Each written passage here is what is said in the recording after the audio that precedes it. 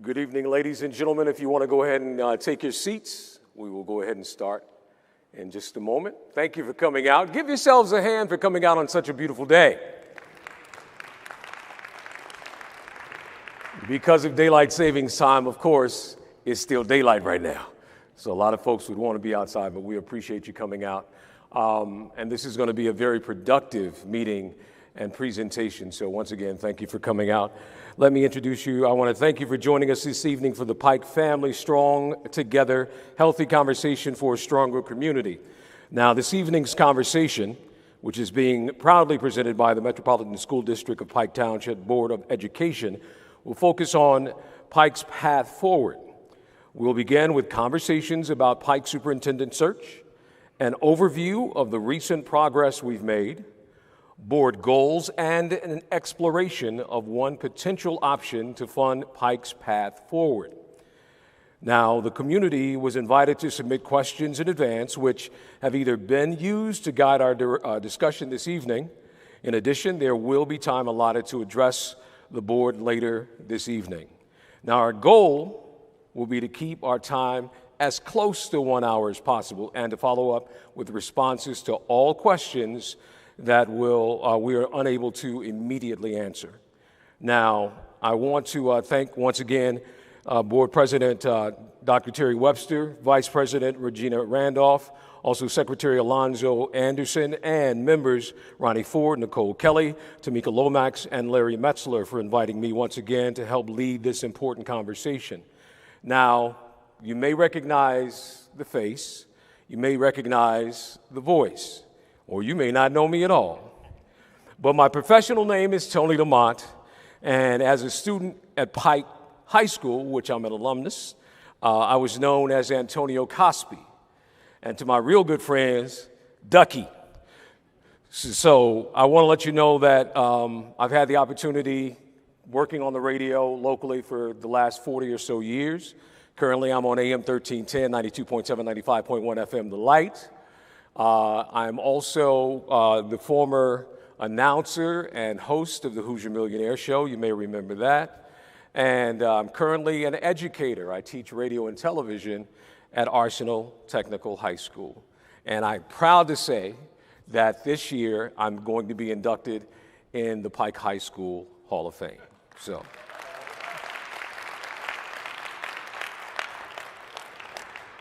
it's good to be here. Always home. I say any school that graduate me will be home forever.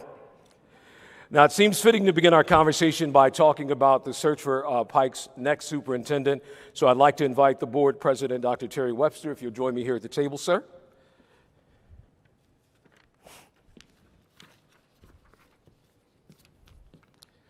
Welcome, sir.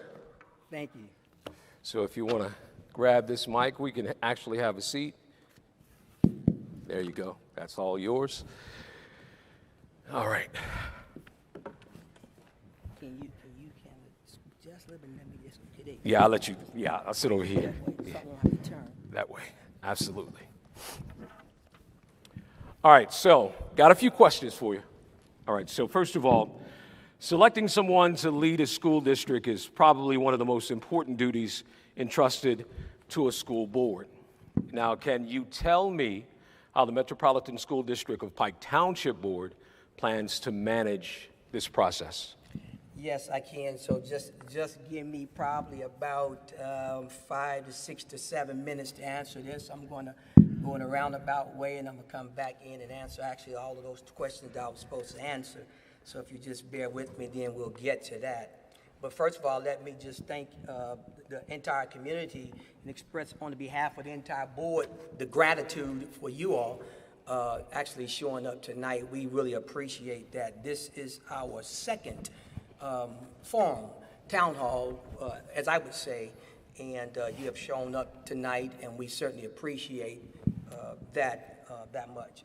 And so tonight, as we gather, we certainly want to do communication with you all. We want to share information, and we also want to even share some inspiration, because at times that we're living in now with national disasters and crisis, Certainly, my prayer is that you'll leave here, all of you who have come, inspired to some degree. So certainly, we really appreciate that. So, and as it relates to your question, Mr. Lamont, certainly it is a prayerful. It's a prayerful thing, and last week I was coming down 71st Street, driving down 71st Street, and I turned on Zionville Road, and as I turned on Zionsville Road, right across the street from Central Elementary, I heard children, and they were swinging in the swings. They were playing on the playground, and it was the March winds blowing, and it was certainly the sound of not death but life. And so I mentioned that when I arrived at my meeting, and when you contrast that with a few months ago, there were picket lines, and there were parents, and there were patrons, there were children, there were community, and all in an uproar and demanding change and screaming for change. But you and I both know that change does not come without a process, and so it has to be a process for change. So we probably some 3 to 4 years ago, you talk about the most important thing, 3 maybe almost now 4 years ago, the process of change began. We was awarded a seat to the board, and as being awarded a seat to the board, we began to seek the heart, and we saw that there was a need for change. Thus, some board members joined us in that quest for change. We began to pray and seek God's direction for change. And so we understood that this district was in dire need of change and in dire need of direction. And so with that said, we certainly need someone, a superintendent, that can bring healing, hope, and health back to our district. And so to date, we have interviewed as a board and been in sessions with probably two superintendent search committees is what we've been in training with. So on the pathway forward and selecting that search team that would help us find our new superintendent. Our last training was on a Wednesday night, and on a Thursday morning, I woke up again with my routine. And let me just say this to all of us: I don't make no apology for my prayer, my devotional time. That's who I am. So I don't make no apology for that. So I woke up on a Thursday morning in prayer, in devotional time, just in prayer about the meeting with the search team and all that we had witnessed and heard. So after that, in my spirit, I heard something said to me about the pathway forward for this district. And then later on that day, I get a call from one of our board members, Mr. Larry Metzler, later on that day. Mr. Metzler doesn't know what was said to me in our devotional time, nothing. He called me to inform me that he would be running a little late and that for the board meeting. And then he proceeded to start asking me if I had a moment. I said, yeah, I have a moment. And he said to me, you know, I wouldn't mind and I would be okay with Dr. Larry Young being our next superintendent. And in saying that, I said to Mr. Messler, Mr. Messler, that's interesting. I said, because that was my whole devotional this morning. I said, here you are about 5 o'clock saying the same thing to me. So I told him, I said, why don't you and I said, let me pray about it. And Mr. Messler said, I tell you what, I'll join you in prayer because I pray too. and so we did just that. The two of us began to pray and ask God, since he had expressed his wishes. Afterward, I began to consult with both consultants, professionals who were to lead us in the process, and I began to share with them what was at hand. And some of the things that we talked about, because one of the questions they asked us in our meeting was, did we have an in-house that was perhaps considering? And I said, we certainly do. And so they began to talk about that a little bit. Well, I picked back up the phone and called both of them and consulted with them. And then I consulted with board counsel. And after consulting with board counsel, we called an exec session, and we just kind of talked it through and vetted it through and got the thoughts of the entire board on this matter. And after getting the thoughts of the entire board, talking to board counsel and the consultations, it was ironic that all of us were coming to the same conclusion. And so on last week, we had a meeting last week with Dr. Young, Mrs. Randolph and I, which we meet regularly with the superintendent to talk about administration and work that need to be done and wishes. And so after allowing Mrs. Randolph and Dr. Larry Young to go through their agenda items, both of them had about 3. I only had 1. And neither one of them knew that I had 1 at all, but I had 1. And on last Wednesday morning, again, I had heard in my spirit a question that came up, and the question was, actually it was a disciple, it was a prophet who was in prison, and he was in prison for the witness of Christ. And so the question that one of his disciples was sent back to ask Jesus was, are you the one, or should we look for another? And I asked Dr. Young straight out the bat, I said, I got a question for you. I said, are you the one, or should we continue our search for another? Dr. Young didn't even let me finish getting out my Sunday school story before he started in telling us, and I asked the question, even if you are, why? And as he began to fill in on why and his confidence and his humility and doing the job, Mrs. Randolph and I began to ask him a couple of questions still on the matter.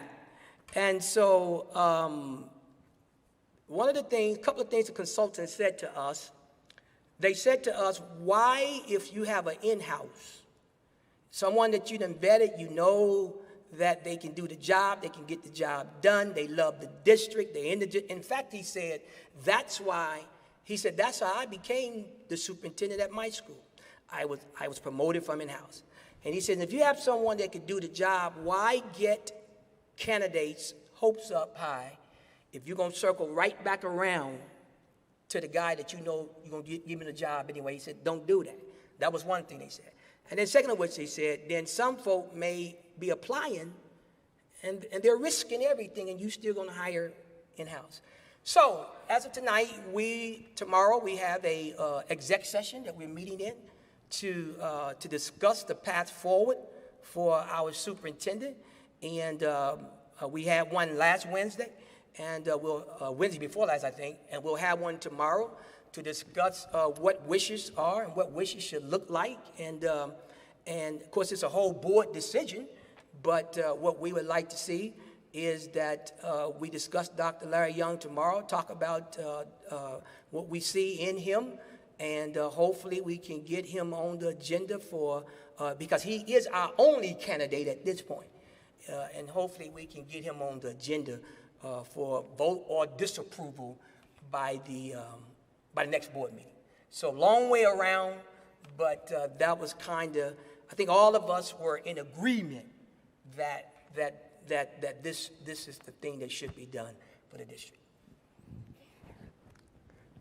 Oh, I'm sorry, that goes to me. It does go to you, but I'm going to use it just to say thank you for answering all the questions I had to ask, pretty much. The one I will ask, one other one, is in that process, since he's right now the only candidate that you're looking at this point, I'm sure some folks in the community may want to ask or have a say-so or even talk to the board.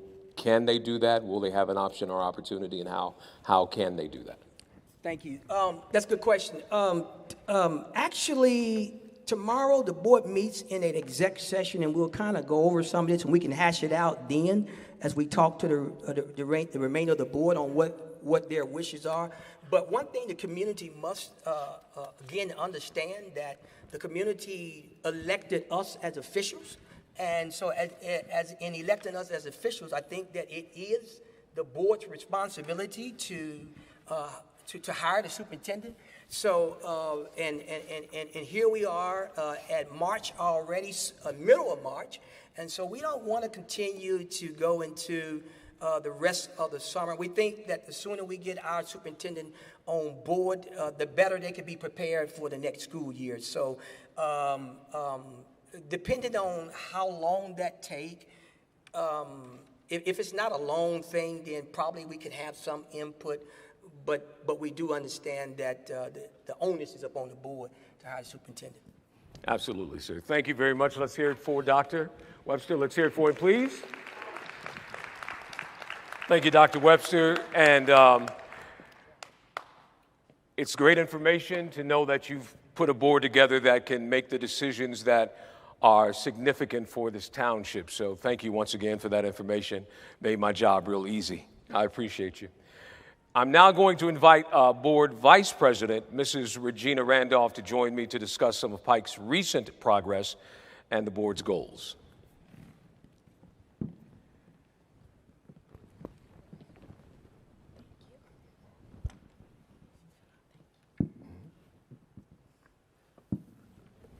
Good evening, everyone. Good evening.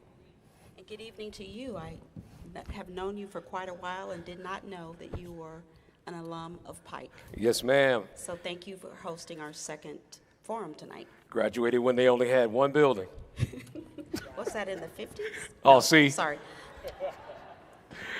So COVID-19 has had a significant impact on us all over the past 2 years, and that's especially true for students and families and the educators and also the school staff members who serve them. So my question, although to say that you had a rough contract negotiation, I remember seeing quite a bit, as Dr. Webster talked about, progress was made and is an understatement, and you've made some significant progress in increasing compensation for several employee groups in the past few months. Can you tell me a little more about that? Because I know it was all over the news. It was making news. As an educator, I was cheering for educators, and I knew coming from Pike Township that y'all would get it done. So I appreciate that. So what news do you have? Thank you. So you are absolutely right. It was very tough. But in the end, we were able to provide increases for our teachers. And we were also able to provide pay increases for our instructional assistants, our bus drivers, and our staff over the last several months. For our bus drivers and instructional assistants, we were able to make their pay competitive with others in Marion County. And we were also able to start paying them based on their years of service, something that had never been done before in Pike Township. Ultimately, it is our goal as the board to work toward making sure all Pike employees receive among the highest pay in Marion County. Now, we have some work to do, but this is one of our most ultimate goals, and we are very proud, as you said earlier, Tony, of the progress we've made so far. Yeah, and once again, it's amazing to me, you know, what went on, and really to be an educator and a journalist and all of that, to see what was being done and all being hashed out, that's amazing. So thank you for the work that you're doing. And I got to let you know, from an educator standpoint, I don't know if you've ever heard the statement that teachers are underpaid. They underpaid, y'all. So for you guys to get that compensation, and years of experience is a big deal, because to be able to get compensated for the years that you've put in makes those teachers stay around. So thank you, and Absolutely. thank you to the board. Thank you. So offering among the highest compensation in Marion County is an ambitious goal, and I know that the next person I speak to, Mr. Robin Winston, is going to discuss one of the possible pathways to help achieve it. In the meantime, can you tell me what some of the board's other core goals are? Yes. Well, that is an ambitious goal, and we are investigating different funding options, such as identifying ways to be more efficient in the district and pursuing alternate funding strategies, such as obtaining grants. Other options will be a feasibility study done by the board to determine if we should move forward with a district referendum. And Mr. Winston, as you said, will provide more information on that later. Well, thank you very much for that. That information is really encouraging, and I know that the district is really excited. Now, another one of our top goals, which Pastor Webster explained a few minutes ago, is hiring the superintendent. We are determined to find the right person, which we think we have identified already, to increase our district success, to be embraced by our community and by the employees, and to take us to the next level. Now, another one of our goals is, as you all know, Pike is a learning community, and not only is it important for our students and our staff to continuously develop, but is equally important for the board to develop. Board members can get professional development by classes, seminars, attending webinars to understand the latest legal topics, the best board practices, and legislative updates. So this year, we are committed for each board member to reach the next level of education for board members. And we would like to obtain collectively as a board the advanced board level. Now, finally, our last goal is to continue to host quarterly board forums such as this. We heard you. We heard the community loud and clear that they want more information and transparency from the board. So to encourage dialogue, deliver information, we are going to continue to host these forums. And we hope that each time we do host a forum, the crowd gets larger and larger. So, Mr. Lamont, I want to share with you that we have several key initiatives that I've covered today, and we have many more, because we're all committed to taking the district to the next level, moving the district forward. Thank you so much for letting me share these with you and the audience today. Thank you, Mrs. Randolph. Let's hear it for her. Thank you. Now I'd like to invite Mr. Robin Winston to join me to discuss one of the possible ways to ensure the district will have the funding necessary to pay for Pike's path forward. Mr. Winston is the president of the Winston's Rail Group, an Indianapolis-based government relations, public affairs, and community outreach firm. Formed in 2001, the Winston Rail Group has helped coordinate 54 public outreach and communication support efforts in advance of successful school public referendums. Now, Mr. Winston was the first African-American ever selected to lead a political party in Indiana, as he served as the chair of the Indiana Democratic Party during the terms of Governor Frank O'Bannon, Senator Evan Bayh, and Congresswoman Julia Carson. And I have to say, he's one of my heroes. Robin, welcome, sir. Good to see you. Let's hear it for him. Thank you. So I'm the only thing between you and the IU game, right? Well, it's at 9:10, so I think we have time. All right. Okay, so Robin, what is the school referendum and why does Indiana use this model? Well, Indiana uses this model because the Indiana General Assembly in about 2008 said that we are going to put the onus on public schools to go out into their districts and ask people to raise their taxes to invest in their public schools. Keep this in mind, Tony and everybody. About 9 out of 10 of the registered voters in the state of Indiana, 9 out of 10, do not have a child in a public school. So the vast majority do not have kids in public school. You said before that we were fortunate enough to win 54 of these things. There have been well over 100 school referendums held in the state of Indiana. There's 297 school districts. So a vast majority of our school districts, Tony and everybody, have gone to the referendum process because it's transparent, it gives you a chance to invest in your community, and it helps you chart your school district's future. I'll just say in parentheses, we've done school referendums, Tony and everybody, in districts from 261 kids K through 12. Now to get an idea of what that, you probably have, Dr. Young, 700 maybe seniors, 800 seniors in your classes alone. We did one in a place called Oregon Green, 261 kids K through 12. So, and the biggest one we did was in Louisville with 98,000 students. Totally different engagement. So we've done one before in Pike for Guyan Creek Elementary, which was state-of-the-art when it was built probably in 2010, 2011. But the kind of referendum that you might consider is for operating, Tony, which is different than, obviously, capital. Operating, invest in people in your classroom, and your outstanding staff. Capital, obviously, invest in bricks and mortar. You know, it's interesting. I was just sitting here thinking, when you talked about the figure of those individuals that have children that are going in or participating in the educational process in a district, and that is so high of those individuals that don't have students, but they're property owners. Right. And I was just sitting here, it's not on here, but I have to go there.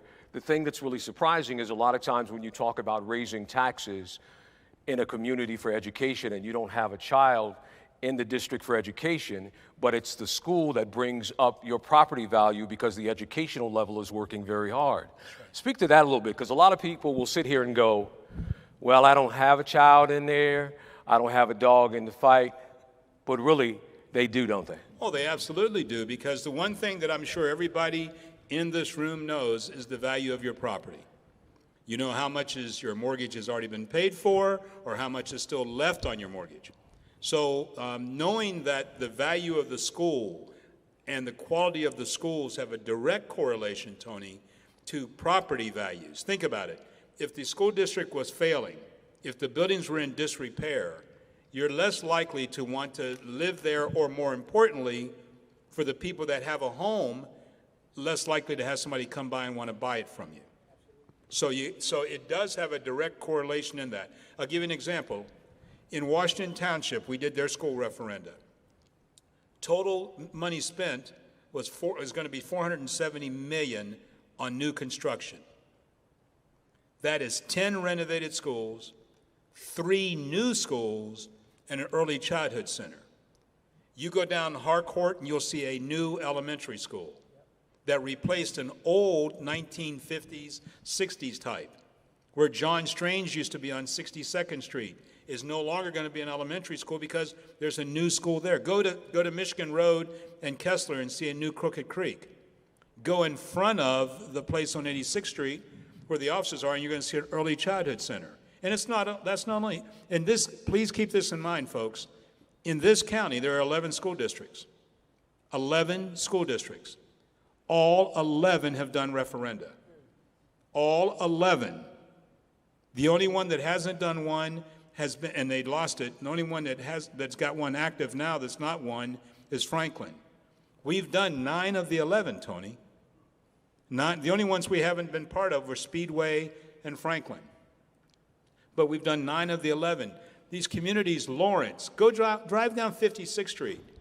See on the way to Cathedral, a brand new school basically being built. That raises the community's morale, raises the property value of people, and also, and I just want to say this last thing, it also demonstrates that you're investing. You're investing in what matters the most, and that's human and capital resources to give our kids a early lead in life. So let me ask you this question. When are referendums held, and are they part of the regular election process? They are held generally at the same time that you do your primary election in May and your general election in November. Some districts have done them as a special election. We just did one in November of this past year. But we advise clients to do them during the regular time so that when you go vote, it's part of your political process. So I know you kind of answered this, but I want to be, kind of revisit it again. Based upon your experience, what you talked about, what are the advantages of seeking public support for Pike Township schools via the referendum process? All right, folks, so I've been where you've been before. My daughter graduated from here. I've been the helicopter parent. I've been the parent hovering over my daughter every day on the way to school. I've been the one that looked at skyward. It's amazing, though. You look at skyward when you come around 62nd Street, and what was a to her is a B when you look at it. I don't know how that happens, but whatever happens, you are deeply involved in your child's education. The advantages of a referendum is that you get to show that the community has made an investment. Check out this. In Washington Township, 64% of the people voted yes on their referendums. Sean Smith, formerly of this district, in Lawrence, 68%, almost 7 out of 10. 7 out of 10 board members, including a part of their district, Geist, which has a lot of kids going to private schools, they still got almost 7 out of 10 votes when they asked the voters to go to the polls. So when you say, Tony, what does it mean? It means that it's going to demonstrate that your Pike school community has invested in what I can still say is our greatest resource, which is our kids, and demonstrates that by saying, yes, we're willing to make an investment in our kids' future. So one of the submitted questions we received was, if a referendum were to pass, what is the breakdown of who bears the burden of the cost? Business, property owners, et cetera. Is that something you can answer at the time? Well, a lot of that will depend upon the investment that you decide to make, Tony, and all those things. But property owners do pay, but if you know your taxes, the maximum you can pay is 1% of the value of your property. It's a cap. So the bottom line is that you're not going to pay more than 1% of your value, but your property value may go up. Businesses have to pay their fair share. And this is something to keep in mind. When you see Pastor Webster and members of the board, when you hear announcements about job creation, please be quiet and listen when they say, and we gave them a tax break to relocate here. Because when they do that, that means that money for maybe a 10-year period doesn't go to your school district. For a 10-year period, doesn't go to your school. Perfect example is the Conrad. The Conrad, downtown. People that live there got a 10-year property tax abatement. None of that money from those condos went to IPS for 10 years. So you're fortunate in that you have areas that are mixed use, but you're not having to give away a lot of inducements to move there. So you will derive a lot of revenue from your businesses that are in the district, not crippling them,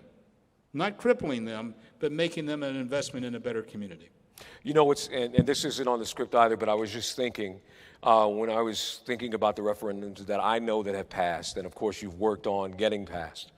But what's really amazing is when you see them done in the educational components in these districts, not long do you see homeowners getting better prices, businesses moving in. It's like a win-win regardless. If you don't do it, it seems like it's the worst decision for a community because you basically said we don't want progress. That's right. Is that true? That's absolutely true. And unfortunately, there are some communities, I mean, There's some communities that have rejected it. I'll give you the highlight reel. Oh yeah, we won 54, but we lost 12, okay? And some of those communities said, no, we don't want any more people moving in. No, we don't want to invest in our kids. So it's a clear rejection for their future. We want to stay small, stay insular, and not bring anybody in. Versus what you could do, which is show the community that, like Washington to your what is it, your east, to your north, Zionsville, to your west, when you talk about other districts, they're all doing referenda. And you're seeing growth and development. Think about it, you all. When you talk about, if you really get people in a corner and really ask them why they moved to a community, usually if they are have children, they say because of the quality of the schools. The safety of the neighborhood, the quality of the schools, okay? So keep that in mind as you move forward, because I really think that this is a watershed moment for Pike Township. It'll put you on the screen. Of course, I'm an advocate for it, but I'm not sitting up here saying I'm an advocate for it and I don't live in the township. My taxes will go up too. But to invest in your faculty and staff, some of whom are here tonight that have been here since 7 this morning, if not earlier, you know, they're the ones up early making sure our kids are ready to go to school. And you're feeding kids, you're doing more social service work than ever before. I mean, I know what you all are doing. And you deserve to be compensated, but you can't be compensated waiting on the state, because that's a roller coaster of funding. And that's not fair to you. But in closing, a referenda guarantees a revenue stream, Tony and everybody, for 8 years. Guaranteed. Doesn't decrease. So the bottom line is that that's one way for us to address an equitable future for the staff and the teachers, but also for the 10,600 and some kids that are in your school district. Okay? Thank you, Mr. Winston. I appreciate you once again. Thank you. Good to see you. I don't know about you, but it's exciting to me because I've seen his work and I've seen some of these referenda pass and I've seen the progress that's happened. And you talked about education and better schools. The one thing I do know about neighborhoods and districts and communities is that if you have a better educational facility, a better student, you have a safer community. They kind of work together. So it's something to think about, just so you know. All right, so as I mentioned, we incorporated many of the questions that were submitted in a conversation that you just heard. However, now I've got the opportunity to pose the submitted questions that we did not get to hear from the board. So I've got some questions, board members, that I'm going to ask. I will direct the question directly to you and then get your response. So the first question will go to Dr. Webster. What will it take? I was going to say, yeah, there should be one there. Yeah. So, and I think you kind of mentioned this, but I'm going to go ahead and ask it anyway, just to reiterate it. What will it take for Dr. Young to become the permanent superintendent? Since this was a question that was posed. That's a good question. What it will take is the decision of the board down here once he's presented to the school board in the next school board meeting. It will take him being passed by this board. That's what it will take. All right, thank you, sir. This is for Ms. Lomax. Another submission reads. Oh, I'm sorry, go ahead. There is a pretty specific process that we have to pass that just by having him be our candidate the next meeting, there still is a pretty drawn out process that has to require public hearings for contracts and things like that. So even though we may be going forward at the next meeting and say this is our chosen candidate, we can't officially name him superintendent until that legal process, and that takes 60 days, I think. Janine, it's a pretty detailed process that we cannot just name him superintendent in the next meeting and have that title go on him until we follow that process. I don't doubt that, Mr. Messer, and we knew that, but once we get through all of the legal process, he asked what would it take. It still will take the vote of this board to make him the superintendent of this district after we finish the legal process. All right, thank you very much. So once again, this is from Ms. Lomax, a submission. Pike Township needs a boost in morale. Is it possible to change the mascot to something more positive than a devil? Ms. Lomax, would you like to field the question, and I'm going to add my 2 cents to it in a second? Well, I'm going to say thank you for the question, but because it is so subjective in nature, and apparently it has a groundswell of support, but it's really invoking emotions and traditions and those things in the district. So we'll have to do some thinking and correspond with the person that submitted that via email. If I could add to that too, we had this question come up, I think, wasn't it last week in Dr. Young's office, Mrs. Randolph? I think it come up about the red devil, and I think Dr. Young made a statement, but my sentiments were the same with whoever asked the question. Everywhere we go, we devils, and maybe we can become angels or something, I don't know. Thank you. The Pike football team. I was going to say the Pike football team or the Pike team, something. Okay. All right, so the next question we received, it reads this way. Why have we not completed all the steps for the raises that have been discussed since the beginning of school year? Can we please get those who need more information up to date ASAP? They also shared uniform policy is not an issue and should not even be discussed if we do not have teachers, aides, and bus drivers. There are a lot more pertinent things to work on. Please do not change the uniform policy. Would you like to respond, Mrs. Randolph? Yes, I'll take the question on the salaries. As I mentioned in my conversation with you, we have increased the pay for teachers, bus drivers, instructional assistants, and staff. So they have been put in place. Thank you very much. Our next question is going to Mr. Anderson. How do we request that work sessions also be live streamed so that the public may have access? Thank you for your question, Mr. Lamont. The board has discussed the possibility of streaming work sessions, and that conversation has yet to yield a decision. We have your request, and we will revisit the topic. Currently, we have the ability, or we give the ability for our constituents or our parents and people who want to be involved, our stakeholders, to come out to the work sessions. I understand that, at the time that we have them is not conducive for everyone because we have work schedules, but that is something that we are going to take another look at. Thank you. All right, thank you, sir. This next question, who collects, analyzes, and makes decisions regarding the data received during the surveys sent to families? Ms. Lomax, could you answer that, please?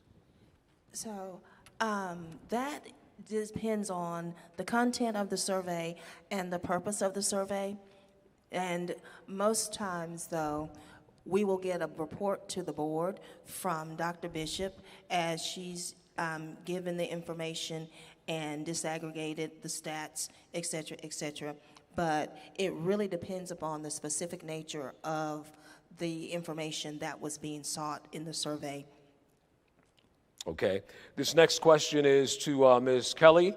Where are we with the website upgrades? There was a survey sent out asking if parents were interested in assisting, and then no follow-up. Okay, well, thank you again for that question. The focus group timelines are in process. We've had several in the month of February. There's one that was held this month and an additional one coming up in April. So once the focus groups are finished, we'll be able to share that feedback.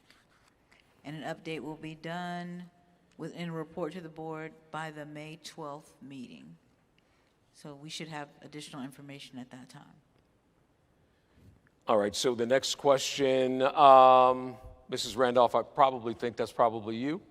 When will the building level admin pay discussion resume? That discussion happened at our last board meeting and was approved at our last board meeting. So it has been approved. Yes, thank you. Thank you. The question was asked and the action was already taken. I love that. All right, our next question is what is being done about the allegations of sexual abuse at the high school? And that is, let me make sure, Mr. Ford. Yes. Good evening, everyone. And I just want to begin by saying thank you for the opportunity to serve. As an elected official, my role is legislated by the Indiana General Assembly. We are provided training and guidance from the Indiana School Board Association. The role of the school board member is to hire, evaluate, manage, and the superintendent, to oversee and approve district budgets, and to adopt and review school policies. The answers I provide today have been vetted and provided by our own knowledgeable and professional staff. I trust and honor their roles and hope that if you need additional information from them, your teachers, principals, or leadership team, that you reach out. In regard to sexual allegations, in these highly sensitive issues, unfortunately, most of that information is confidential, so I'm unable to share any details with you on those issues. All right, thank you. This question, Ms. Ford, is also for you. Where can the public find a copy of the school board bylaws? Yeah, we operate according to our policies that are updated periodically. We will vote on them at the board meetings, and we receive updates from a governing body, NIOLA, and so therefore any updates to our policies are always listed on our website as with all critical information. And you can see that. So if there's a red button with white writing that says policies. All right, thank you. All right, this is for Ms. Randolph. Are enrollment numbers in this district continuing to decline?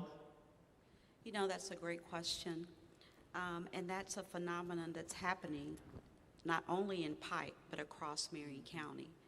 So enrollment has been seen to decrease over the last years.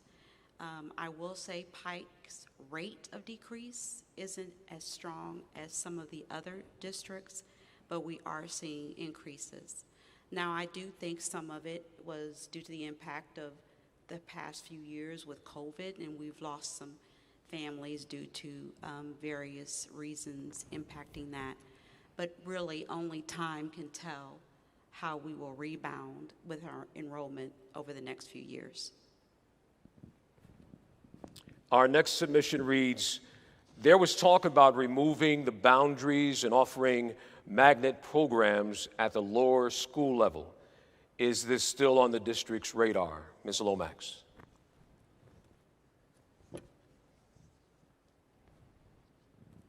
Thank you for the question. And over the past several years,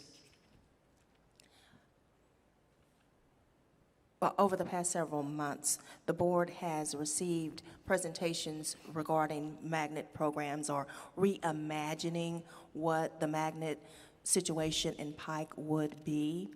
And from the standpoint of equity, the board pretty much tabled some of the discussion because we would like for all students to be exposed to robust curriculum and robust activities and robust instruction. And so we are going to have a work session at some point where information will be brought back as to how best to begin looking K-12 to incorporate those things that we deem are important instead of housing it all in just magnet schools. All right, thank you very much. This next question is going to be directed to Ms. Randolph. There was a discussion about removing uniforms at the lower and middle school levels at a previous board meeting. What prompted the discussion, and will parents have the opportunity to have some input prior to a final decision? Yes, thanks for the question.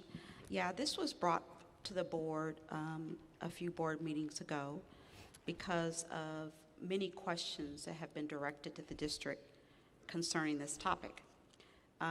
So some of the issues that have been brought forth to us is around the cost of uniforms to families, point of contention between students, staff, monitoring adherence to the policy, and from our parents. It was also made mention that public school uniforms can often be found in historically marginalized communities, and then also uniforms could be seen as a deterrent for us moving forward as a district. So all of these were topics that were brought forth for us to review and discuss, and of course we will ask for our public and our community's input before we make any final decision. Okay, thank you. I'm really curious on what's going to happen with that. I'm going to tell you the truth. As an educator in a school that sees all kinds of gear and how people are looking at one another, I don't know which side I'm on. It's not on the script, but I got to let you know. As a parent, as a grandparent, and as an educator, the one thing that you have to know, that is one of the most difficult things to discuss and have put in place in the educational forum, because you want freedom, but you also want some adherence and some uniformity. Because if people are coming to your school and they're in uniform, immediately you know when somebody's not supposed to be there. You immediately know that. So I'm just passing on my own experience over the last several years. So thank you for letting us know that. Yes, and thank you for your comment, because I think it just shows that there are different views on this topic, and we will take them all seriously. Absolutely. This will go to,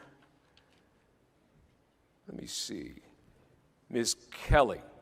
So someone shared, I feel like my question may be too large to answer, but I'm a parent who shows up, speaks up, and participates locally in the school community.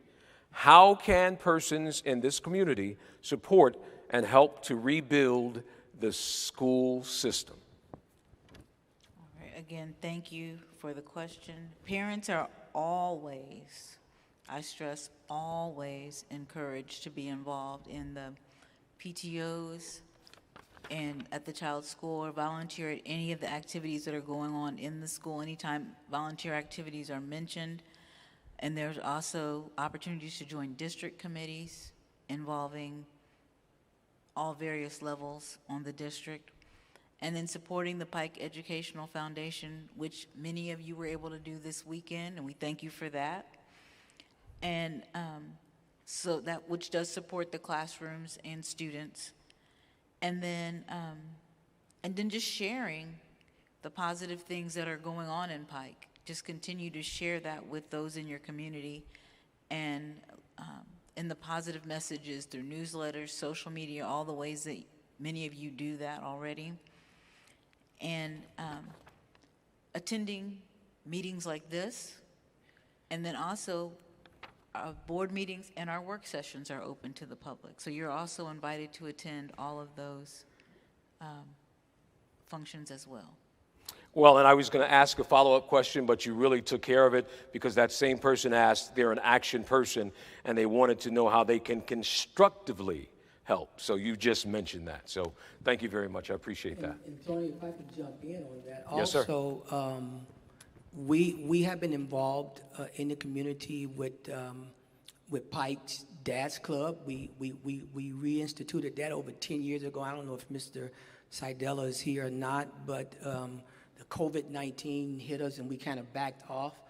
But we were screaming and are still screaming for fathers to come and help get involved on Friday nights and certainly help monitor our football games. And also, we have also been in conversation around Pike Parents on Deck to even help us with the safety of our schools, since that was certainly an issue at one point. So these are ways that the community can get involved. Thank you very much. And Tony, Yes. I just also wanted to indicate that you can also run for school board. Pretty soon, the Indiana School Board Association will be hosting a school board training in which you can learn what are all the requirements and the duties of a person running for school board. Thank you very much. So the next question is going to Mr. Metzler, and I'm really, really curious on this because I've known about this study for years now. So another person wrote, I was wondering if Pike has ever given any consideration to the start time for the high school. Research shows, hold on. Research shows that teenagers have a natural circadian rhythm for better functioning later in the day, and many high schools have moved to a later start to accommodate for this. Those schools have shown marked improvement in students' performances. Perhaps it's something we can consider since our kids are currently going from 8:50 a.m. start time in 8th grade to 7:15 a.m. start time less than 3 months later. Many of them are already moving in the direction of sleeping in more on the weekends and over the summer, thus making the transition to such an early time even more difficult when 9th grade begins. Thank you for your consideration, Mr. Metzler. Tony, some reason they always bring history questions to me. You said that you were here when the district was one building. I guess that put me here when it was in one classroom. There you go. We have discussed off and on for the last 15 years anyway, maybe 20 years now, moving the time back. At the beginning, when we started discussing it, we were one of, it was a case, quite frankly, of the athletic body wagging the tail, or the athletic tail wagging the body, that we had so many extracurricular activities that all the other schools were running their starting time at that earlier time, and it made it where we were not able to work with other schools on those extracurricular events to work them together. So we had that problem tying that together. We also had the concern that we had a number of single-parent families where those elementary kids were then going home to an empty house if we had the elementary kids going earlier than the high school kids. So many times those high school children get home. Actually, I'm sure they do their homework first and wait on the elementary kids to get there, and then they are the primary daycare for the elementary kids once they get home. So those are some of the challenges that we've seen. We have continued to look at it, and in fact, we had a discussion within the last month saying it's time to look at it again. There are now several schools. Lawrence Township is one. Carmel, I think, is one. And we mentioned North Central earlier, that have changed their days around some. And it's becoming where it's more possible as far as our extracurriculars to be able to balance those out. We still have the concern with so many families where the children that are the elementary kids would then go home early and there wouldn't be anybody else there as far as an older brother or sister. Now, they learn to deal with that when those elementary kids don't have an older brother or sister, but it is, those have been some of the discussions. So what I can tell you as we've discussed it, I have a favorite plumbing customer that I see in Carmel who's been a ramrodder for this issue for many years. In fact, she came here to discuss this at a board meeting where she was on a committee bringing it up, and I actually look forward to when I do the jobs at her house and I kind of plan an extra half an hour so that I can talk to her about this issue as far as education and others. But I think we have strong support moving that direction, but it will take a board motion, board movement in order to make it happen. Thank you. And if I can add to, the one thing that I've found, because I've had a few conversations with community organizations that have tried to gear toward that later start date, and they were exactly what you said. Many of the parents want it to happen. They want it to go on, but then they have to talk to their employers to try to be cooperative with them in their jobs. And a lot of those employers are not as flexible. And the way you want to think about it too, I was a latchkey kid, which meant I was going home with a key to my house, being told not to open the door in the 3rd and 4th grade. So the question is, Do we want that to continue? Do we want that to happen in our communities? I think another issue tied in that is whether we can explore and support changes in the time schedules as far as Central Time versus Eastern Time. That a big hesitation, and this lady that I talked about, the plumbing customer, where she really got involved was when the high school student from Carmel, I'm guessing it was 15 years ago, got hit by a bus and didn't know it, and they found him later, and he passed away. That was the ramrod for her getting involved in those discussions. But think in terms of that being a high school student, now we put elementary school students out there at that time of the morning when we don't have lights. And that's always been a big concern is do we have the ability to put those elementary kids out when it's dark without having a time change to not only accompany the earlier starting time, but then also, you know, when it doesn't get light until all those kids are on the bus, do we want to put our elementary kids out there when it's that dark? You know, it seems like we see them get a little flighty every once in a while. We see high school kids get flighty every once in a while, but you know, do you want to put your 7 or 8 year old student, you know, when we have first and second graders, we require a parent to be there until the bus gets there. But after that, you know, we kind of put them out there on their own, and I am concerned about that starting time. I'd love to see switch to a Central Time so that the hours of light start later in the day, and then we have more kids getting on the bus when there's light out there instead of dark. So that's also a huge concern with our little guys and gals. Thank you, sir. This one is also for you. Someone else shared, I would like to understand why, if all Pike schools are now on the same calendar, the school board and administration have chosen to maintain a lottery system for admission to the new Augusta schools. It is my opinion that this decision has led and continues to lead to a great deal of division within the community. Because of this, lottery children are pitted against one another, with the result being a great deal of inequity in the education of students in our community. Within the community, a sense of elitist exists, wherein students attending the other two middle schools carry the burden of being second-class citizens attending inferior schools who do not have the advantage afforded to the New Augusta students simply because their families chose not to participate in the lottery. If not now, when does the school board believe the time will be right to resolve this inequity? Can the school board explain why it believes maintaining this inequitable situation is beneficial? I can say again, when we discussed the question about magnet schools and we talked about why aren't we putting those programs in all the schools, and I think the board was unanimous with that idea that we need to do that. And with the historical perspective again, the year-round schools were put into place when we were growing 500 students a year. And when that happened, if we didn't do something creative like the year-round schools, we would have been redistricting every other year.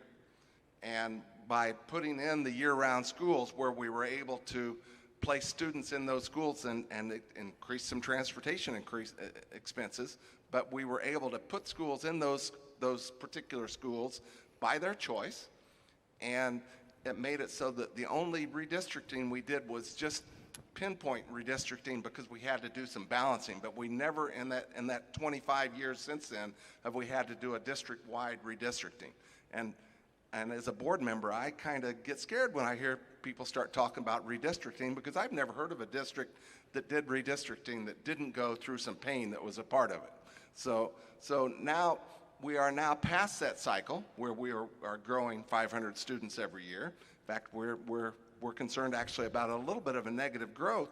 So we can now go back to a neighborhood school population type of model. We can get all those excellent programs in all of the schools.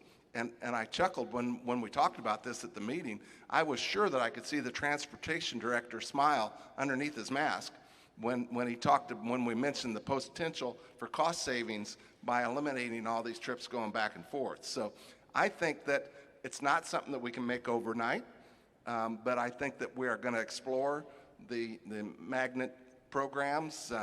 We've discussed, I think the leading candidate when we last discussed it was project-based education.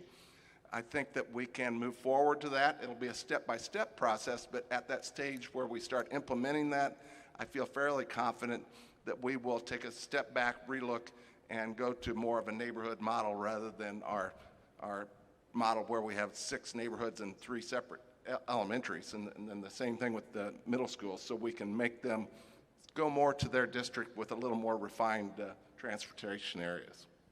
All right, thank you, sir. So I love this next question. What, Ms. Kelly, this is for you. What are your plans to help best support our kids in schools with their growing needs? All right, so this is a question that is near and dear to my heart as a classroom teacher, and many teachers are doing things now that they have never had to do before in terms of supporting students emotionally as well as academically. So we have been putting those things in place. Each school has an social emotional learning, or SEL, you may have heard that term, committee. So those committees are working to provide students with the opportunity to learn those skills, practice those skills, grow in those skills. At the middle school, there is an advisory period where those skills are being implemented. Each building has a Cummins mental health, behavioral health professionals in the building, so that ongoing programming and things of that nature are being implemented. School counselors and school-based social workers are available to the students while they're at school. Many are reaching out to students outside of school to make sure they have the support at home as well. And the academic needs are also being addressed. We're looking at, the team is looking at what data are we collecting? What systems are we going to use to collect that data? What benchmark test are we going to use? What progress monitoring? You may have heard your teachers talk to you, you send notes home with your students that they got so much on NWEA, or they got such and such a score on their curriculum-based learning assessment and their reading assessment. We're looking at which ones are going to bring us the best results and details about our students, and how do we get that information back to you as the parent. Let's see, I do believe that is, yes, that is all I have. Okay. I do want to say this too, if you don't mind, kind of piggybacking as an educator. Parents, your educators, your administrators, the people working in your school are having to educate your students through pain. And it's hard to teach through pain. So when your student comes home and they've got something going on and they're not speaking to you, they're bringing that to school. And so understand, when they bring it to school, no longer are we just teachers. We actually have to be therapists and sometimes parents for the moment. So when we make those calls to your home that says, hey, I've noticed something going on and I just want to speak to you about it, please encourage parents like yourself to listen, because it is definitely teamwork. And I'm only speaking as an educator, but somebody that sees it, and we talk about this all the time. The young people that are coming up right now have faced some things that none of us faced. So we have to teach through a cloud that you could not believe. But they're doing it, and I want to applaud you guys for putting in that extra work, because a lot of townships are having problems trying to teach through this pain. You've got the most socially unsocial group of young people growing up right now in society. They're the most introverted social individuals you'll ever want to see. But they are entrepreneurial, and they are amazing. And we just have to support so they can get through that pain and see how amazing they are. So forgive me for the editorial comment, but I just, as an that's a big one for me. That's a real big one. So to know that you guys are putting in those extra things is amazing. Okay, Mr. Messer, this is for you. Our next question was, knowing that transportation does not run a school district, can you consider reinstating the year-round option for the new Augusta schools? There was a vast number of parents that perfected that option. This kind of fits in the category of sometimes I'm going to give the answer that's the true answer rather than the answer you want to hear. And probably the new Augusta model, year-round model, will not be reconsidered. We are pretty committed to as I talked about, eliminating the elitism that it fosters.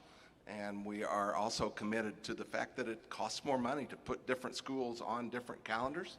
And I see us more than likely, unless there's a big change in the direction of the board, going the opposite direction of that and working to make sure that we have the same information, same educational materials available for all students in comparison to trying to have one group that we are providing with in a different manner than the others. The next question, Mr. Messler, is another person asks, when is the field house being built? Are you able to provide any information or insight?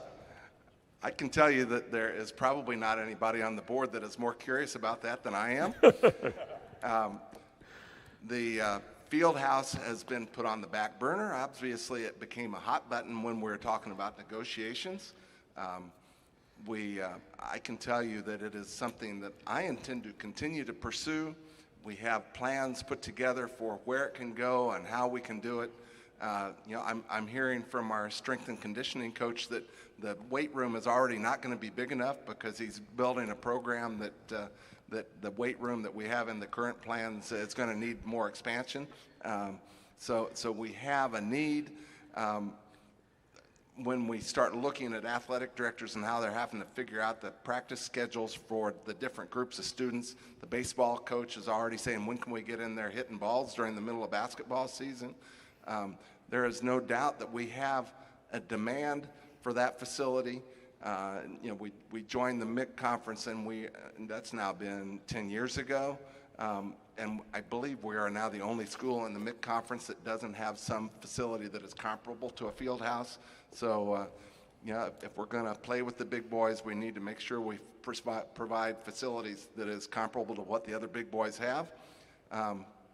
And yet, we also want to do it in an economically responsible manner.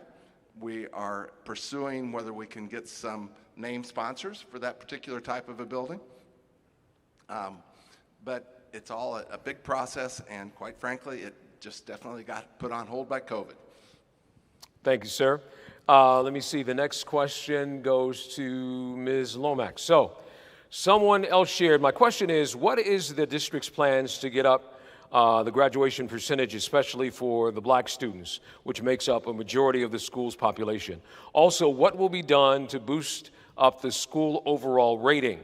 The Pike Township area is growing, and the students are very distracted from the importance of education in one's personal life.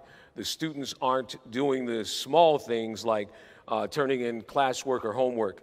Could you put together incentives, not necessarily awards, but things for these students, or those students rather, who care, and parents who care enough to put in a real effort? And I appreciate the question, especially in regards to academic achievement.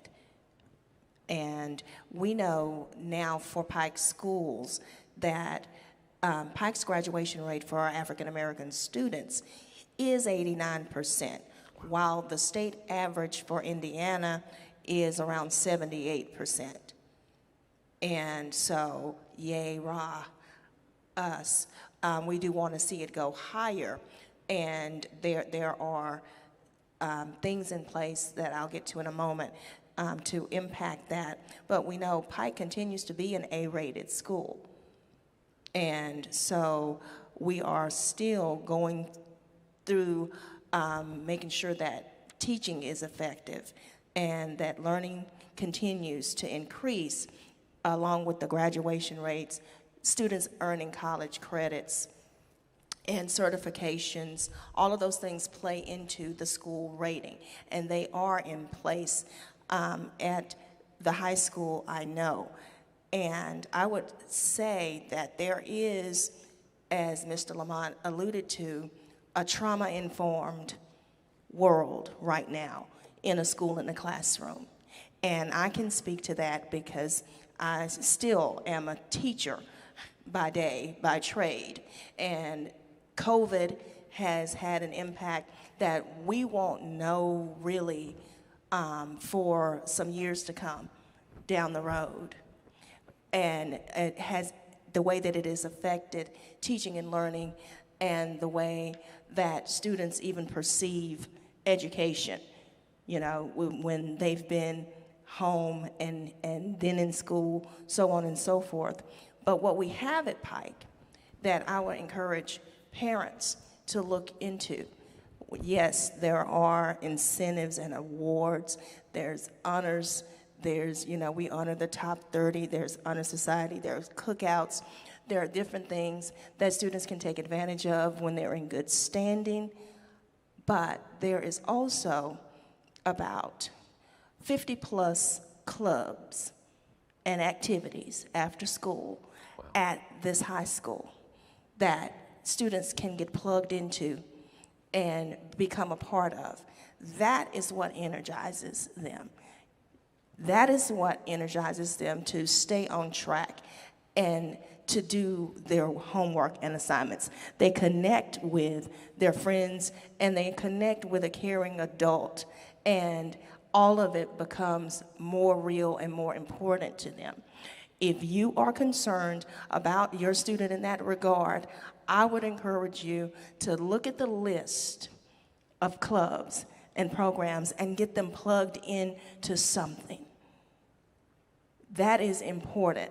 I have seen that in my time at Pike turn children all the way around.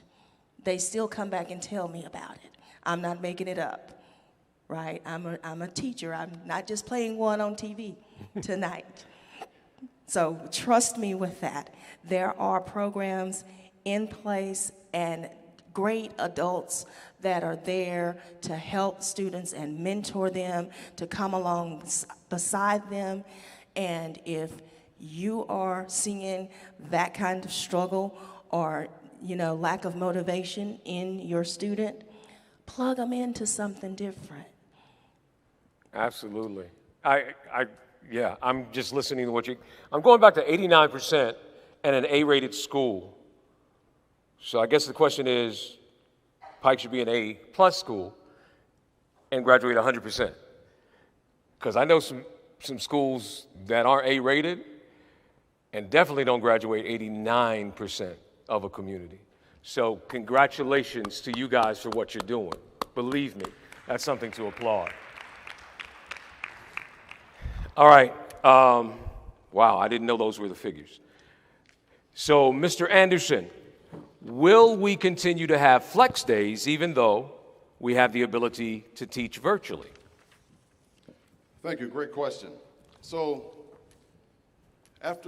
we have to take a look at the results from virtual learning and apply that to how, if we'll continue to have flex days. So that's currently under review with our administration. Thank you. Okay, I'm sorry. When you said virtual learning, as an educator, I went, learning virtually? Were you in class? Whew. Sorry. As an educator, when we were teaching virtually, and especially on the high school level, the biggest challenge was engagement. The biggest challenge was having your student have a camera on. And in some cases, I had parents handing off baby children for them to babysit while the parents walked out while the child was in class. So home distractions. So I know that's going to be a challenge. Sorry, the educator side of me came out then. All right, so let me see our next question. Ms. Forward, can we add a teacher workday to the beginning of the spring semester?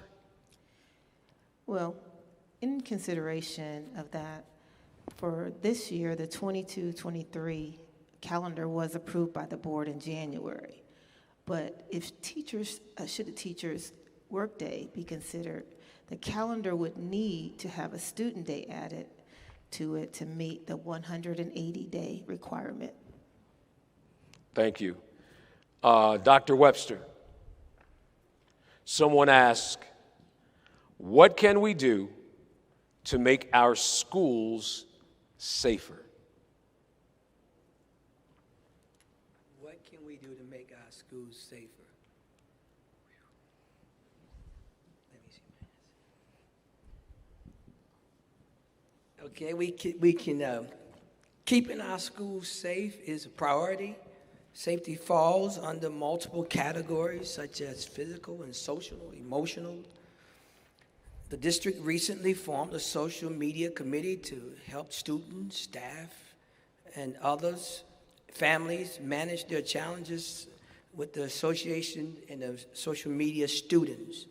Counselors, social workers collaborate, address social needs and other student families. Pike's chief of police will be conducting risk assessment in all Pike facilities this spring. Teachers and administrators will continue to receive training in restorative practices. The district will continue to monitor and revise its COVID mitigation plan. And I do want to say on that also, we're constantly looking at that as well. So this is not just a read off the list answer. We had a whole meeting about this back in probably August or so with superintendent, with Mr. Troy Emmon, the chief of police, the chief of staff. This is an issue because what we will not tolerate at no level, that is all of the fighting and the things in our school. It's a priority to us to make it a safe place. All right, thank you, sir. The next question, and this is also directed towards you. They wanted to know, is there a possibility of a second high school? No, this is to Ms. Randolph, I'm sorry. They wanted to know if there's a possibility of a second high school, perhaps one that is smaller. Ms. Randolph. Yes, thank you. Honestly, based on the declining enrollment figures that I shared earlier, this would not be a consideration at this time. But definitely, if the trend reverses and our enrollment increases, and of course, the appropriate funding would be available, this could be an option to pursue. But honestly, I don't see it any time in the near future. Okay, thank you. All right. Dr. Webster, this is going to be a question for you.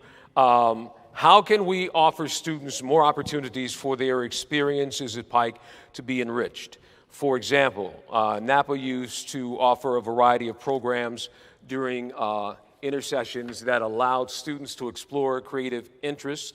They do something similar at Cathedral High School during spring semester. And so obviously COVID-19 was our number one priority, and now that the positivity is declining, we can offer more in-person and prioritize opportunities for our children and the enrichment for them. But COVID-19 was our number one priority. Okay. This is also going to you, Dr. Webster. Can we provide more programs for parents and or the community at large to be involved with Pike schools, both educationally and fun opportunities would be great? The answer is yes, and we do look forward to engaging parents in the community in meaningful ways as we move forward. So please send us, all parents and others, your ideals in regards to how this can happen. Okay, I'm going to possibly address this to Mr. Winston. Will a referendum address the concerns about teacher pay, or Dr. Webster, either one? Say that again. Will the referendum address the concerns about teacher pay? Now, I know the teachers just got better pay, so maybe that it's a moot point, but it is a question that was asked by someone in the community. But it will. It will. The answer is yes. It will address some of the concerns, yes. Okay.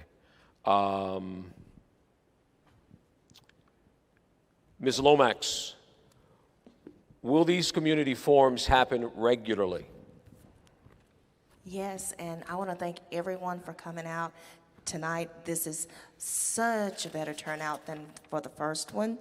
And our goal is to have a quarterly forum and throughout the school year. So we're in the fourth quarter of the school year now, right? So we're going to have another one before the end of the school year. So be looking for that information and come out and take part, and we will get out the topics and what have you. But yes, we do plan to be here and to actually connect with the stakeholders so that we can continue on Pike's path forward.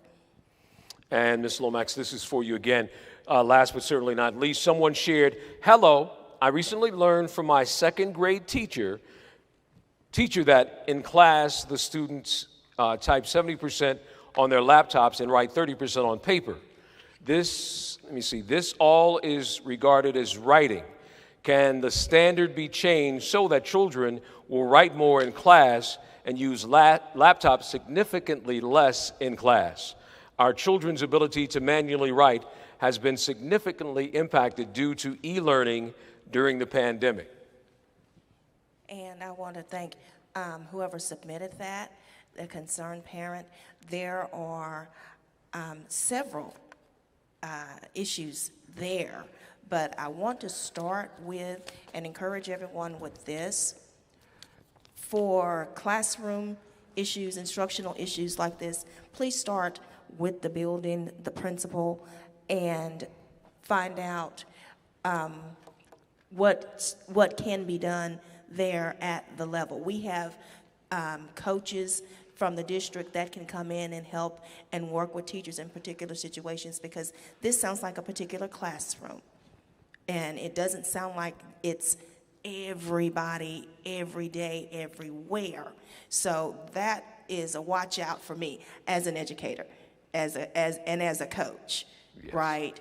So there's also the delineation between writing as in composing and then manually handwriting. Those are two different things. Those are two different skills. So one is your thinking on paper, right? Your creation of ideas, your summarization, your grappling with a topic, okay? And then there is actually forming my A, B, C, so on and so forth on paper when I write.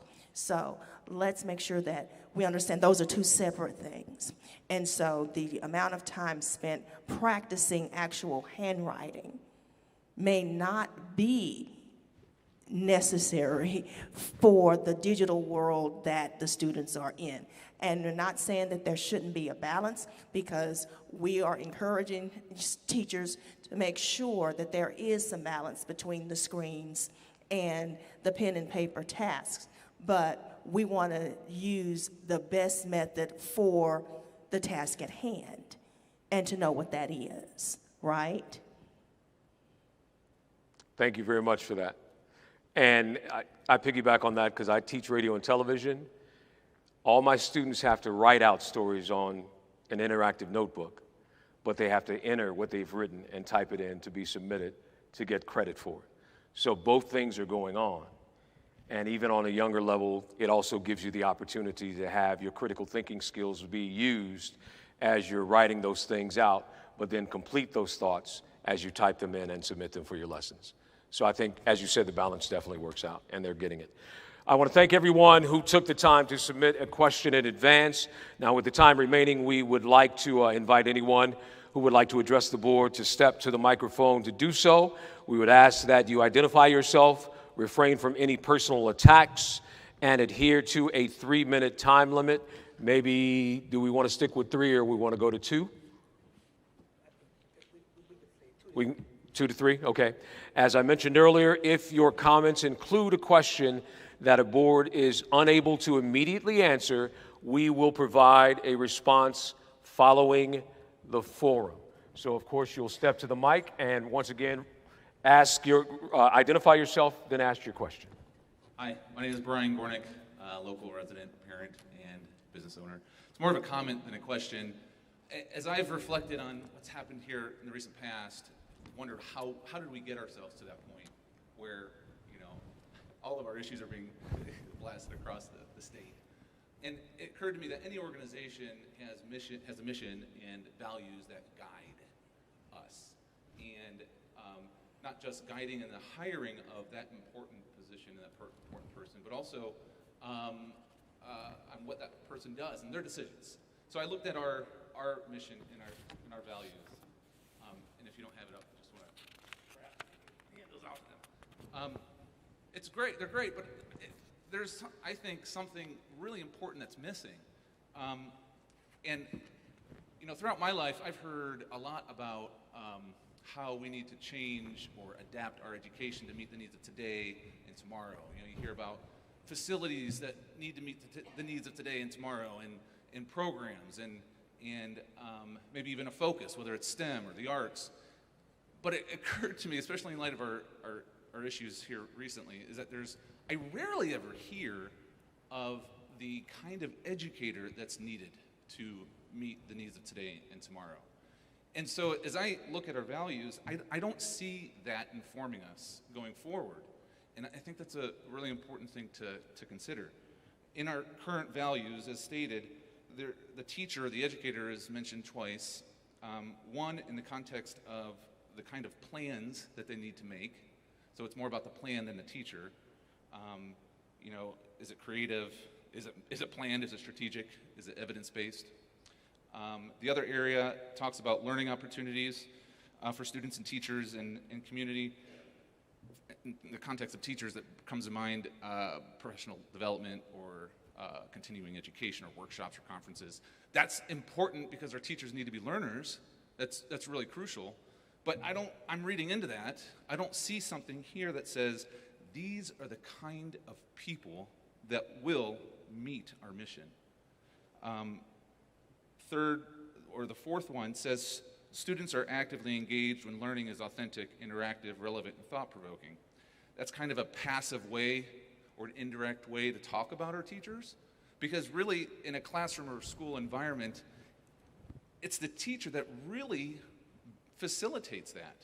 So if the teacher is authentic, interactive, relevant, and thought-provoking, then the students are going to be engaged. So I want us to be thinking about what kind of teachers, what kind of educators do we want? I'm a business owner, and I learned some pretty hard lessons early on that I couldn't just get any warm body off the street and expect my mission to go forward. I had to find the right person. And so who is that? And I believe it should be pretty apparent in our core values of who it is that we're looking for. And that's going to guide us when we have these conflicts that came up just recently. It's going to guide us as we hire, for people. I'm sure we have in our HR manual somewhere for our principals, who they want to hire. But what is it from a school district perspective that's going to guide us as a community about the educators that we want? Compensation obviously is a big piece of that. And it's not the only piece. There's systems, there's other things that are involved that need to be put in place, that whatever core value that we have will help guide us in that direction. So I guess my question is, maybe we could put together a committee to explore that. How do we incorporate that component into our core values to help guide us into the future? Thank you. Thank you. Does anyone have any comments or questions? If so, just step up to the mic. I want to give you an opportunity to do so. Please don't hesitate. Please state your name. And Tony, while we are doing that, we do have a time limit on this too. Gotcha. So we'll be taking a few more. Okay, thank you. Hi there. I'll be pretty quick. My name is Scott Russell. I'm the proud parent of a kindergartner at New Augusta South. Really quickly, he's a special education student, and I couldn't be happier with the services he's receiving, and the year's just gone amazingly well. So that being what it is. I wanted to ask kind of a wonky question about the finances of the referendum potential, which is basically, as a lot of us know, property values have gone up a lot in the last year and a half. And I'm just curious how that figures into the potential referendum. In other words, If property taxes are obviously a percentage of property values, the finances from that are going to go up anyway. I'm just kind of curious to hear how quick that math works, basically. Thank you, Scott. First off, the assessed value, total value of Pike Township is something that you look at when you do your referenda. Total value. To give you an idea of how good of a community you have, your total value in 2018 was $4.5 billion. Total asset, all value of all property. 4 years later, it's $5.2 billion. So you've gone up $700 million in value in a 4-year period. Conversely, there have been districts, we've done them before, where it's gone down. Now, the increment of that, one could easily say, well, my gosh, with $700 million, you don't need a referendum. But you have to remember that the increment of your property tax for the school district is a very small figure of that. So even if it was 1%, that's $7 million new dollars to the school district. If you have a referendum and your total amount of money you need to set aside for, 1,500 staff, Superintendent?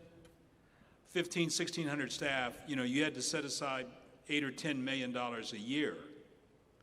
You wouldn't get that off the increase in your assessed value, which is why you have to go to the referenda. Now, it's counterintuitive. I'm going to answer this, Pastor, not take too. It's counterintuitive because on one side you have one government entity taxing, where on the other side you have another government entity assessing. So this entity is being driven to raise assessments so that this side gets more equilibrium dollars. When you do a school district referendum, you're not at the whim of this going down on assessed value. You have now said to your folks, for the next 8 years, we feel like this is going to be that. But now watch this curveball. If your assessed value goes up, then you generate more revenue for your referendum. With the track record that you all have, you should generate more revenue. But no fiscal analyst around would be able to tell you day one what they project that revenue to be over an 8-year period. The general rule now is going up about 3.5% to 4% per year. If that follows the norm, then that would put more money aside for additional support for your staff and your teachers. But remember, operating can only be used for the operations of the district. Used to be that people were making, more capital improvements, putting up hardening facilities, those things, cameras, security. Can't do that with operating. So the thing that you would be telling your folks very straight up is, if we approve this, that'll be done. One last thing, Superintendent and Pastor, don't forget you have to provide a revenue plan under state law. And that delineates very clearly how you will use the money. So there is no, one district we dealt with said how they were going to do it and then didn't follow the norm. You all will be a key part of knowing how the money will be spent, because they've changed the law that you have to file with the Department of Local Government Finance a plan of how you will use the tax dollars generated. Okay? All right, thank you, Robin. Yes, ma'am, go ahead. Please identify yourself.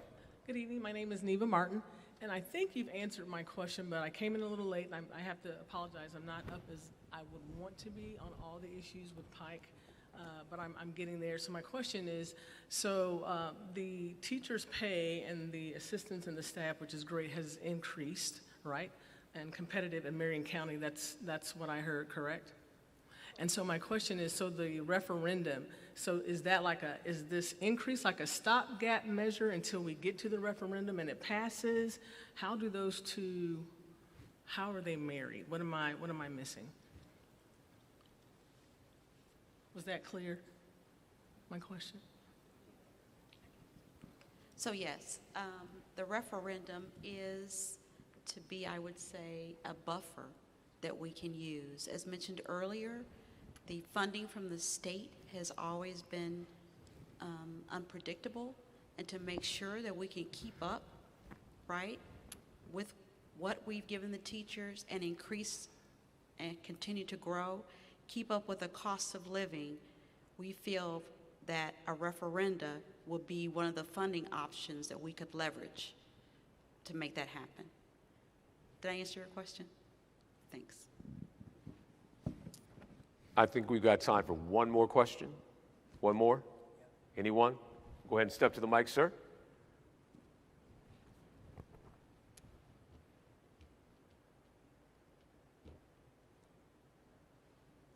And once again, if you will identify yourself and then ask your question. Thank you. Thanks again. My name is Jeff, parent. This question, again, is directed really towards the board at Ducky a little bit. I may be jumping over Ms. Lomax, and again to our business owner. My daughter was part of the FRC 1018. Amanda was part of the Robo Devils, the robotics team. She is graduating from Purdue, aeronautical engineer, being interviewed by, I failed as a dad. She wanted to be an astronaut. She wanted to be a test pilot. She's going to be an aeronautical engineer. But her focus in joining the robotics team was she wanted to be an engineer. She was an athlete. She played soccer. She played competitive swimming. She was a competitive swimmer in middle school. And then she went to the robotics team. And again, I'm going to say this to all the parents who are involved in STEM. I'm not familiar with other organizations that are in this room that are part of STEM, but I know that they are part of STEM. Robotics is not just STEM. And you might have mentioned, I apologize, but when you're a parent on the team, Ms. Lomax, I think you probably know that some of the people that are on the robotics team are pulling 60-hour work weeks. And Mr. Metzler, I must politely say that none of our students, even though it is a sport, were ever given a letter.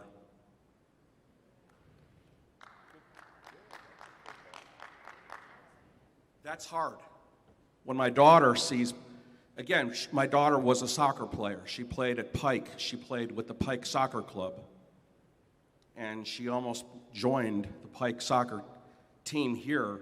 But she said, Dad, I want to be on the robotics team. I want to be on that sport.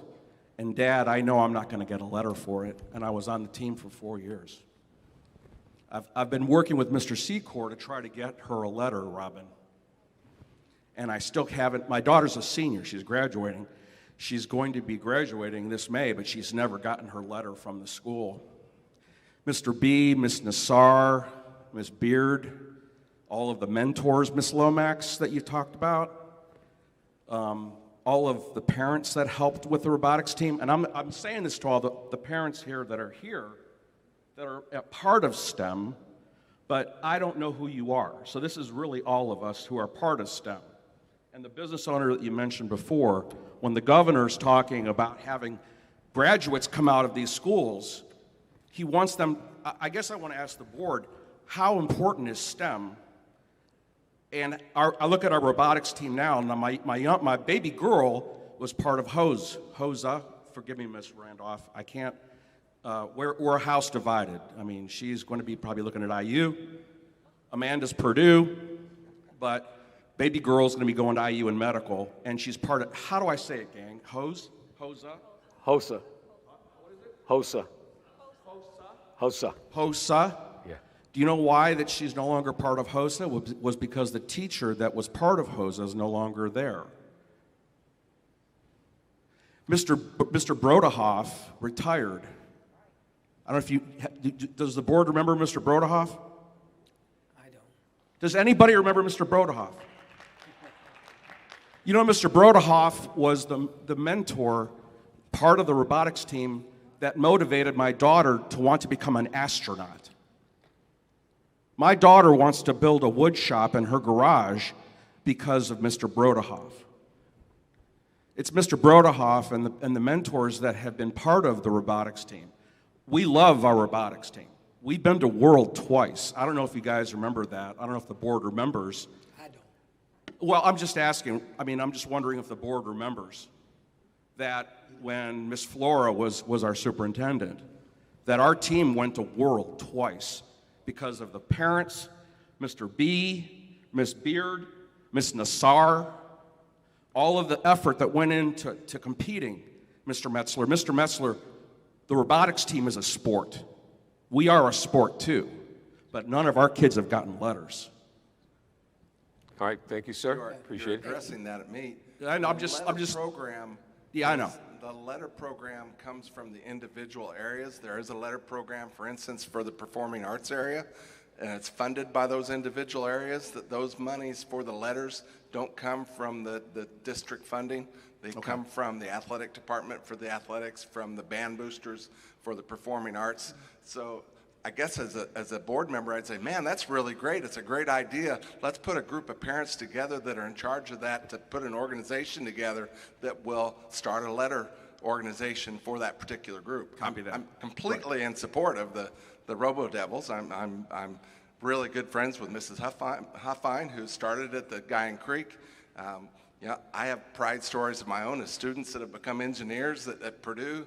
So I have those same values, but there's a limited number of dollars, and those come from parent groups, not from the school corporation. That's what I was wondering is, going forward, the funding seems to be, Robin, the biggest problem with the Robo Devils, or maintaining it. Is there going to be, I guess in the future, some sort of looking at all the competing goals, the field house, and certainly the teachers must be paid, Ms. Randolph. We got to get the bus drivers, and we got to get through COVID, Pastor, that you were saying before. So I know these are all competing priorities, but is STEM or bringing us together part of is that sort of in the works coming down the pike? It will be. It will be. Okay. It will be. Thank you again, guys. All right, thank you, sir. God bless all of you. Thank you. Thanks for everything you do for us. And really that again, that's why we as a board put ourselves out here so that we can hear from the community, and if we don't have it right, get it right. So. Thank you, Doctor. And just kind of piggybacking on what you said in the context of this, there are organizations that will sponsor that. And the reason I say that is because it has now been deemed in many colleges as a competitive sport and activity, gaming, robotics, and all of that. So there are actual industrial and technological organizations and businesses that will help support that. So that may be one of the things that you may want to look at, as he said, because they have their own funding. But I do know I paid attention to what's going on right now, and when a college offers gaming as a new curriculum and a sport, things are changing. So yeah, so thank you. So I want to make sure that everybody knows that there's truly something special going on about Pike. I know, I pay attention to it. I talk about it almost every day with Ms. Lomax. We always have conversations. So I'm really excited, and I wanted to make sure that you know that the board asked me to remind you that they meet on the second and fourth Thursday of every month, and that they will continue to host these quarterly conversations. Please take care, be well, and have a wonderful evening. Thank you for coming out.